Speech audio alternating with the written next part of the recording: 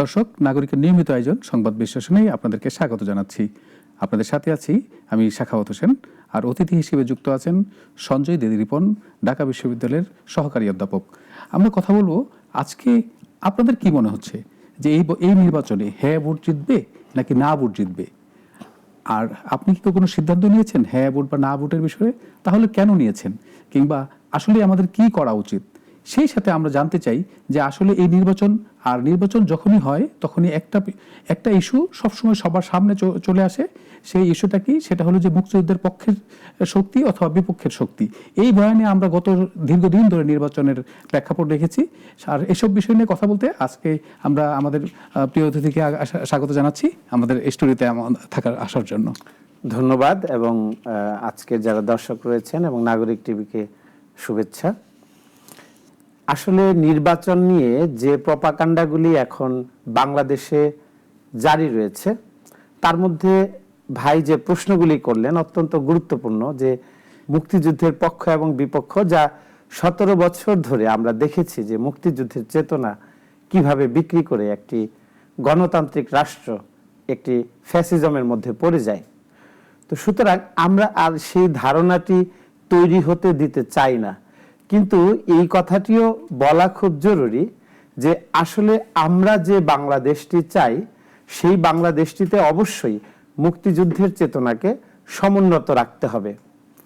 এবং স্বাধীনতার এই 54-55 বছর পর যে বাংলাদেশে আমরা আছি, এই বাংলাদেশে আমরা এই মুহূর্তে দেখতে পাচ্ছি যে এক সময়ের চিহ্নিত যারা মুক্তিযুদ্ধ বিরোধী যে চেতনা বা যে দর্শন তত্ত্ব নিয়ে এই ভূখণ্ডে যারা তাদের রাজনৈতিক কর্মকাণ্ড পরিচালনা করেছে, তারাও সময়ের পরিক্রমায় আজকে ফ্যাসিস্টদের দীর্ঘমেয়াদী শাসন এবং অনুশাসনের মাধ্যমে আজকে রাজপথে দাঁড়িয়ে নির্বাচনী প্রচারণায় অংশ নেবার যে সুযোগটি তারা নিয়েছে, যদিও একটি গণতান্ত্রিক রাষ্ট্র ব্যবস্থায় যে কোনো মতাদর্শিক মানুষ এই নির্বাচনে অংশগ্রহণ করতে পারে, সেই জায়গা থেকে বাংলাদেশের মানুষ অবশ্যই ভাববে এবং তরুণ প্রজন্ম তো নিশ্চিতভাবেই তাদেরকে ভাবতে হবে যে আমরা একটি অগ্রসর বাংলাদেশ নির্মাণ করতে চাই এবং আসন্ন যে নির্বাচনটি অনুষ্ঠিত হবে সেই নির্বাচনে সত্যিকারের মুক্তিযুদ্ধের চেতনাকে লালন করেই তাদের আসলে সিদ্ধান্তটি গ্রহণ করতে হবে।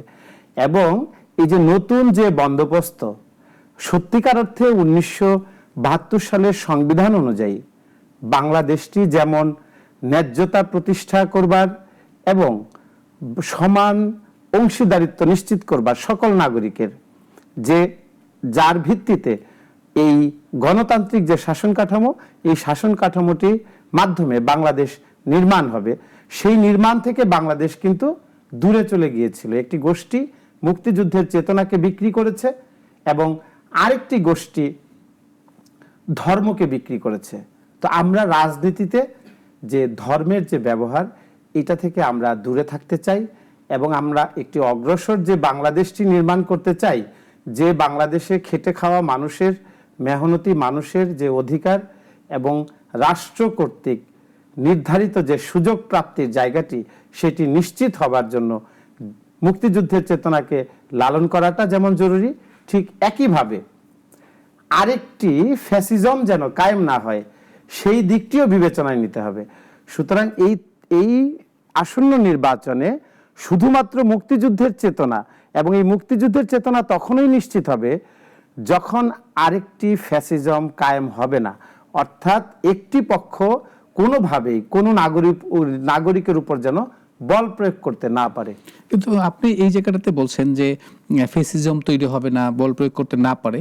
এই জায়গাটা থেকে আপনি একটু খেয়াল করেছেন কিনা জানি না, যে এই মুহূর্তে যখন হা না ভোটের একটা ইস্যু আসছে, ভোটের মধ্যে কিন্তু জাতীয় নির্বাচনে সবচেয়ে বড় ইস্যু হা না ভোট।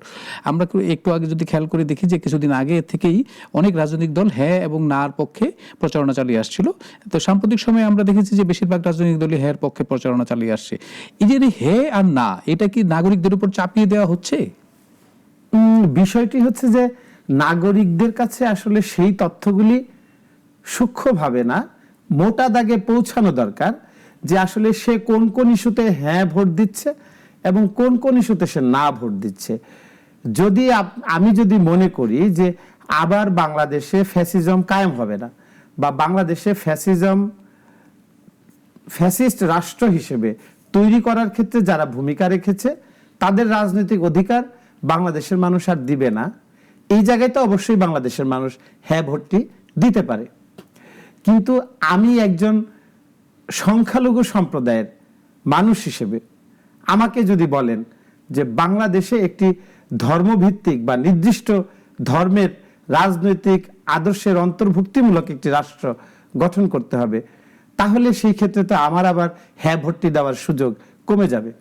তো সুতরাং এই যে হ্যাঁ এবং না ভোটের যে জায়গাটি, এইটাকে আমার মনে হয় যে অত গুরুত্বপূর্ণ তো বটেই, যেন এই যে পিছিয়ে পড়া যে বাংলাদেশ, মানবাধিকারের জায়গা থেকে পিছিয়ে পড়া একটি বাংলাদেশ, নাগরিক অধিকারের জায়গা থেকে পিছিয়ে পড়া একটি বাংলাদেশ, ভিন্ন মত প্রদান করবার জায়গা থেকে পিছিয়ে পড়া বাংলাদেশ, আইনি ব্যবস্থা কুক্ষিগত করবার যে পিছিয়ে পড়া বাংলাদেশ, সেই পিছিয়ে পড়া বাংলাদেশটি তো আমরা আর চাই না। তো সুতরাং সেই প্রত্যাশার সাথে যদি হা যুক্ত হয়, হা ভোট দিতে হবে, এবং সেই প্রত্যাশার সাথে যদি কোনো নাগরিক তার চিন্তার মিল খুঁজে না পায়, তাহলে সে না ভোট দিবে। এই জায়গাটাতে বাংলাদেশের মানুষকে আসলে একটু স্বাধীন করে দিতে হবে, এবং এই জায়গাটাতে অবশ্যই তাদের উপর চাপিয়ে দেওয়া যাবে না। এবং বর্তমান সরকার ব্যবস্থা বা নির্বাচন কমিশনার আমার মনে হয় যে প্রচারণাটি চালিয়েছে, এটা ন্যূনতম এটা চালাতে হয়। এটা যে কোনো সরকার ব্যবস্থার মধ্যেই একটি নির্বাচনী প্রক্রিয়ার মধ্যে এটা এই হা ভোটের পক্ষে একটি প্রচারণা রয়েছে, এইটা একটি নিয়ম মাফিক নির্বাচনী প্রচারণা। আমার মনে হয় এইটুকু ঠিক আছে। এইটার সাথে দলগুলি যারা নির্বাচনী প্রচারণায় অংশগ্রহণ করছে তাদেরও আসলে উচিত যে তারা যেন জনগণকে হ্যাঁ এবং না এই দুটো শব্দ দিয়ে আটকে না দেয়, এবং এটা যেন তারা একটু ব্যাখ্যা করে। আপনি যেটা বলছিলেন যে হ্যাঁ আর না ভোট যাতে চাপিয়ে দেয়া না হয়, কিন্তু আপনি একটু করে খেয়াল করে দেখেন যে অনেকগুলো এই যে রাজনৈতিক দল তাদের ম্যানিফেস্টোর মধ্যে তারা কিন্তু প্রথমত হ্যাঁ এবং না ভোটটা চাপিয়ে দেওয়ার এক ধরনের মানসিকতা আমরা খেয়াল করেছি। সেটা কি তাদেরকে পিছিয়ে দেবে কিনা? না, এখানে একটু বিষয়টি একটু ব্যাখ্যামূলকভাবে আমাদেরকে নিতে হবে। রাজনৈতিক প্রচারণায় আমরা যা দেখি, ছোট্ট একটি লিফলেট, একটি পোস্টার বা বিলবোর্ড, এইখানে আসলে এতগুলি বিষয় সংযুক্ত করা হয়তোবা সেই নেতৃবৃন্দের পক্ষে সম্ভব না। কিন্তু আমরা একটি আবেদন জানাতে পারি, যারা নির্বাচনী প্রচারণায় অংশগ্রহণ করছেন, দয়া করে আপনারা সাধারণ মানুষকে বোঝাবেন যে হা ভোটে কি কি বিষয় রয়েছে এবং কোন বিষয়গুলিতে তিনি একমত আছেন, এবং যদি একমত না থাকেন তাহলে না ভোট দেওয়ারও যে তার অধিকার রয়েছে। এই বিষয়গুলি সম্পর্কে অবশ্যই রাজনৈতিক নেতা এবং সেই নেতার সাথে এই যে উৎসাহী যে কর্মী বান্ধব বা সংগঠক যারা রয়েছেন, তাদেরকে এই বিষয়ে সত্যি একটু পড়াশোনা করে এবং অবশ্যই এই বিষয়গুলি সাধারণ মানুষকে পৌঁছে দিতে হবে যে হ্যাঁ ভোটে কি কি আছে, না ভোটে কি কি আছে। শুধুমাত্র একটি নির্বাচন কমিশন আসলে এই 20 কোটি মানুষের যে সমাজ, এই সমাজে আসলে এটা পৌঁছে দেওয়া খুবই কঠিন একটি কাজ। তবে প্রত্যেকটি আসনে যারা নির্বাচন করছেন, তাদের রাজনৈতিক সহযোদ্ধা যারা রয়েছেন, তারা যদি একটু আন্তরিকভাবে এই বিষয়গুলি নিয়ে একটু পড়াশোনা করেন, এবং এটা খুব বেশি পড়াশোনা করবারও বিষয় নয় যে হা ভোটের মধ্যে কি কি বিষয়ে তিনি হা বলবেন এবং নাতে কি কি বিষয় রয়েছে, এই বিষয়গুলি একটু বলবার সুযোগ যেন সাধারণ মানুষের কাছে তাদের থাকে, এবং নেতৃত্বে যারা রয়েছেন তারা যেন এই দিক নির্দেশনাটি তাদের নেতা কর্মী এবং সংগঠকদের দিয়ে দেন। আপনি যখন এই জায়গাটাতে বলছেন যে হ্যাঁ না ভোটের ইস্যুটা, সেই সময়টাই অনেকেই জানতে চাচ্ছে যে অনেক জায়গায় প্রপাগন্ডা হতে পারে কিন্তু বাস্তবতাও আমরা জানি না। এটা আপনার কাছ থেকে জানতে চাই যে বলতে চাচ্ছে যে যদি হ্যাঁ ভোট জিতে যায় তাহলে এই যে বর্তমান সরকার, এই সরকার আরো 6 মাস ক্ষমতায় থাকবে, এরকম কোনো বিষয় আছে কি আসলে? আচ্ছা, এই ধরনের ভাবনা আসলে আমি কখনো ভাবিনি। কারণ কি, আমরা সাধারণ মানুষের কাতারে থেকে শিক্ষকতা করি। তো আমার কাছে মনে হয় যে যে বাংলাদেশটাতে আমরা এখন অবস্থান করছি, এই বাংলাদেশটা আমি অন্তত চাই নাই। কেন, আমি নিজেও একটি জেল জীবন পার করে এসেছি। তো আমার সেই আপৎকালীন সময়ের কথা আমারও মনে রয়েছে। যে ঘটনাটি ঘটে গেল, বরিশালে গৌরীপুরের একটা ছেলে ওই সময়ের সরকারি দল করত, এবং সরকারি দলের ফ্যাসিস্ট শাসন কায়েম হবার ফলে তার প্রত্যেকটি সংগঠনের পরতে পরতে কিন্তু সেটার চরিত্র প্রসারিত হয়েছিল বা বিকশিত হয়েছিল। তো সেইখানটাতে একজন ছাত্র নেতা সে তো নানান ধরনের কাজে সম্পৃক্ত ছিল, তার দোষ ত্রুটি সম্পর্কে আমার ধারণা নাই। কিন্তু যে ঘটনাটি তার পরিবারের সাথে ঘটেছে এবং সমাজ তাকে কতটা ঘৃণা ছড়ালে, আমি দর্শকদের উদ্দেশ্যে এই কথাটি বলতে চাই যে আমরা এই সমাজটা চাই না যে সমাজে পিতার প্রতি যে ঘৃণা, সেই ঘৃণার কারণে সন্তানকে মা মেরে ফেলুক। আমরা এই সমাজটা চাই না যে পিতার প্রতি ঘৃণার কারণে তার স্ত্রী আত্মহত্যা করতে বাধ্য হোক। সুতরাং এবং আমরা এইটাও চাই না, এই বিচার ব্যবস্থাও আমরা চাই নাই 5ই আগস্টের পরে যে তার স্ত্রী সন্তান মৃত্যুর কোলে চলে গেছে কিন্তু তাকে মুক্তি দিয়ে 15 মিনিটের জন্য তার বাড়িতে নিয়ে যাওয়া হয়নি। আসলে সত্যিকার অর্থে আমাদের যে আইনি ব্যবস্থা এবং এই জুডিশিয়াল সিস্টেমের সাথে যারা সম্পৃক্ত রয়েছেন তাদেরকে আরেকটু মানবিক হওয়ার নিবেদন, এবং একজন নাগরিক হিসেবে আমি মনে করি আরেকটু মানবিক হওয়া উচিত। শুধু কি এটা মানবিকতার জায়গাতেই আছে? এটা কি আসলে এই আইনটাকেই মনে হচ্ছে না যে ওভারলোডেড? মানে আসলে হয় কি, আইন তো আইনের মতো আছে। আপনি খেয়াল করবেন আইন যারা প্রয়োগ করে সমস্যাটা তো তাদের। আইনে যেমন গলদ আছে, আইন আবার কঠোর থেকে কঠোরতর হবারও সুযোগ আছে। তো সুতরাং সেই মানুষটি, যে মানুষটির হাতে ইমানি দায়িত্ব, যার হাতে যে কোনো চেয়ারে যে বসবেন, সেটা কিন্তু এক ধরনের ইমানি দায়িত্বের মতো। কারণ সে সিদ্ধান্ত নিলে আরেকটা জীবন পাল্টে যায়, সে সিদ্ধান্ত নিলে সমাজে কিছু পরিবর্তন আসে। তো সুতরাং যারা এমন চেয়ারে আছেন, যাদের হাতে আইন আছে, বিবেচনা করবার সক্ষমতা সামর্থ্য আছে, সেই বিবেচনা বোধের মধ্যে যদি একটু মানবিকতা প্রতিষ্ঠা করবার মানসিকতা তৈরি হয়, তাহলে এই ধরনের ঘটনা সমাজে থাকবে না। এবং গণ-অভ্যুত্থানটা হয়েছিল এই কারণেই। কিন্তু এই যে নির্বাচনে যদি কোনো একটা দল জিতে যায় তাহলে কি আইনের শাসন ফিরে আসবে? আসলে আইনের শাসনে ফিরতে হবে। এখন কোনো একটা দল যদি জিতে যায়, আসলে এই জায়গাটাতে আমাদের মনস্তাত্ত্বিক পরিবর্তন আনার জন্য 5ই আগস্টের গণ-অভ্যুত্থানটি সংগঠিত হয়েছে। কোনো দল ক্ষমতায় আসবে না।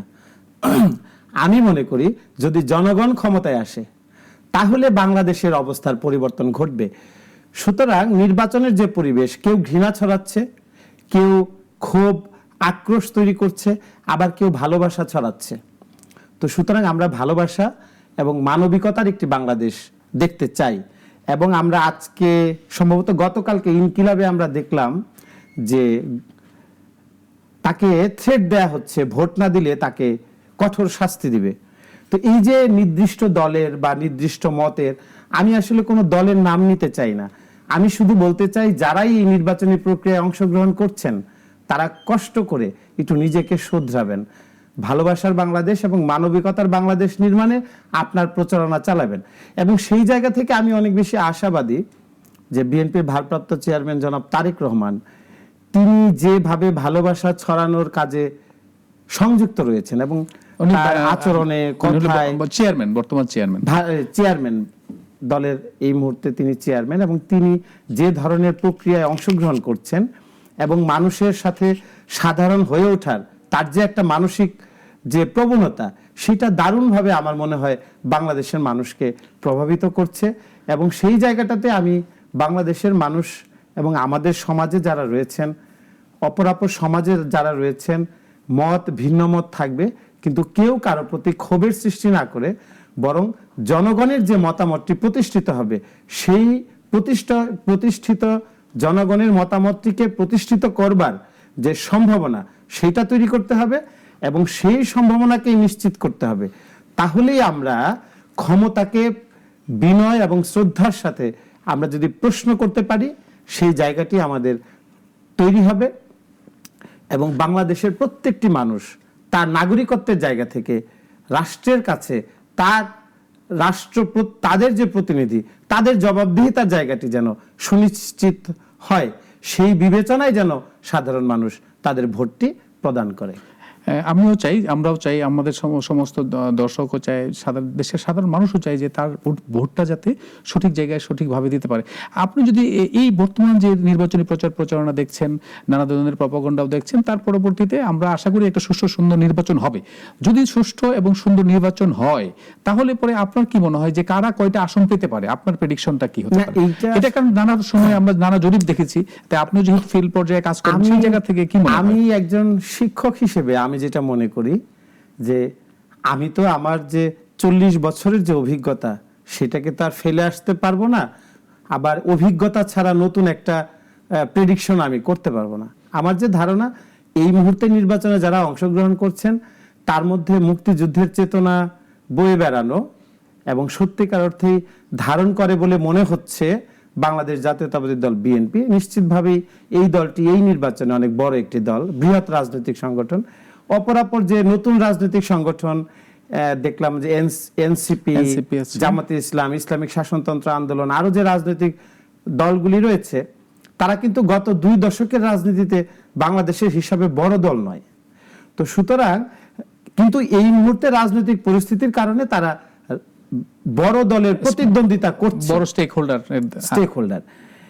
এখন কে কয়টি আসন পাবে এটা বলা যদিও অনেক মুশকিলের কাজ, কিন্তু আমি মনে করি যে যদি নির্বাচন সুষ্ঠুভাবে সম্পন্ন হওয়ার যে ব্যাপারটা, এইটা যদি নির্বাচন কমিশনার এবং বাংলাদেশের আইন শৃঙ্খলা রক্ষাকারী বাহিনী, বিজিপি, র্যাব এবং সেনাবাহিনী যদি আন্তরিক থাকে এবং অন্তর্ভুক্তিমূলক একটি নির্বাচন অনুষ্ঠিত করতে পারে, তাহলে আমি বিশ্বাস করি এবং আমি বিশ্বাস করতে চাই, আমার ধারণা বাংলাদেশের সকল মানুষ এটাই বিশ্বাস করবে যে মুক্তিযুদ্ধের চেতনা যেন কোনোভাবে ক্ষুণ্ণ না হয়।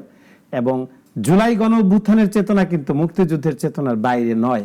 না, আমরা একটু স্পেসিফিকলি জানতে চাচ্ছি যে আপনার খালি ছোট্ট করে যদি আপনি বলেন যে জাতীয় পার্টি, আমরা বিএনপির কথা বলেছি, যে সম্ভাব্য একটু যদি বলেন আমরা একটু সম্ভাব্য বলতে চাই না, আমি একটি লাইনে বলতে চাই যে মুক্তিযুদ্ধকে লালন করে মানুষ যাদেরকে মনে করে যে এরা মুক্তিযুদ্ধ লালন করে, সেই দলটি সরকার গঠন করবে, এই ভাবনার জায়গাটি আমার মনে হয় বাংলাদেশের মানুষ রাখে এবং রাখছে। আপনার কথায় আমরা পরিষ্কার যে আসলে কারা সরকার গঠন করতে পারে এবং কারা দেশকে ভালো স্বপ্ন দেখাচ্ছেন।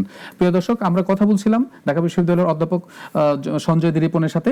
আমরা জানার চেষ্টা করছিলাম যে আগামী নির্বাচনে কি হতে যাচ্ছে, হ্যাঁ না ভোট বা কেন দিবেন বা কিভাবে দিবেন, এটা কি আপনি অধিকার রাখেন কিনা যে সঠিকভাবে দেওয়ার জন্য, না কে দিতে চান নাকি হ্যাঁতে দিতে চান, এটা কি আপনি আসলে নিশ্চিতভাবেই আপনার অধিকারটাকে আপনি প্রয়োগ করতে পারবেন কিনা, সেটা জানার চেষ্টা করছিলাম। এই আগামী ভোটের এই অবস্থায় আমরা আগামীতে আবারও কথা বলবো আর নতুন কোনো বিষয় নিয়ে নতুন কোনো অতিথির সাথে। সেই পর্যন্তই ভালো থাকবেন, ভালো রাখবেন।